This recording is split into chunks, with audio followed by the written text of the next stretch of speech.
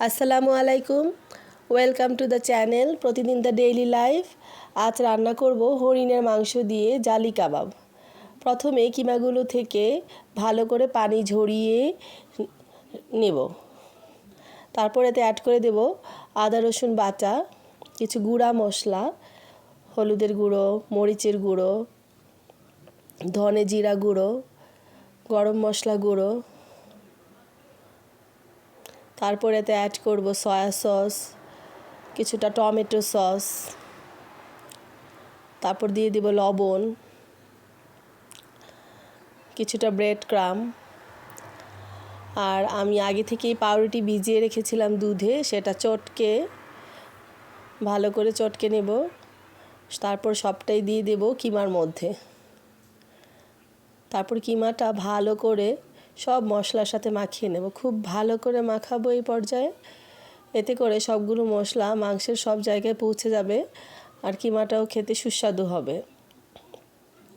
তারপর এতে অ্যাড করব পেঁয়াজ বেরেস্তা, কাঁচামরিচ কুচি, ধনেপাতা কুচি, কিছুটা চিলি ফ্লেক্স, সব কিছু হাত দিয়ে মেখে মিশিয়ে নেব।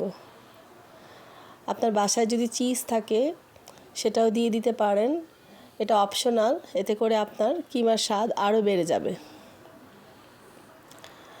চিজ দিয়ে ভালো করে মেখে নিলাম। তারপর এতে অ্যাড করে দিলাম একটা ডিমটা ভালো করে ভেঙে কিমার সাথে খুব ভালো করে মাখিয়ে নেব।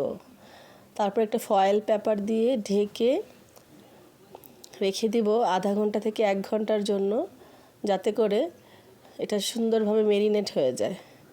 তারপর একটা বাটিতে ডিম ভেঙে নিয়ে ভালো করে ফেটে নেব একটি কাঁটা চামচ দিয়ে। তারপর কিমাগুলো ভালো করে একটু সুন্দর মতো শেপ করে ডিমে চুবিয়ে কড়াইতে রাখা গরম তেলে দিয়ে দিব। এভাবে একটি একটি করে প্রত্যেকটি কিমা হাতে শেপ করে ডিমে চুবিয়ে তেলে দিয়ে সময় নিয়ে উল্টে পাল্টে ভালো করে ভেজে নিতে হবে। এভাবে অনেক তেলের মধ্যে দিয়ে যেন হালকা মাঝারি আঁচে ভেজে নেব। একটু সময় নিয়ে ভাজবেন, নাহলে ভেতরটা কাঁচা রয়ে যাবে। তারপর সুন্দর করে একে একে কিমাগুলো তুলে নেবেন। এই তো হয়ে গেল সুন্দর হরিণের মাংস দিয়ে জালি কাবাব। কাবাবটি খেতে খুবই সুস্বাদু। ধন্যবাদ। হয়তো আগামী সময়ে অন্য কিছু নিয়ে আপনাদের সামনে হাজির হব। আসসালামু আলাইকুম। ভালো থাকবেন, সুস্থ থাকবেন।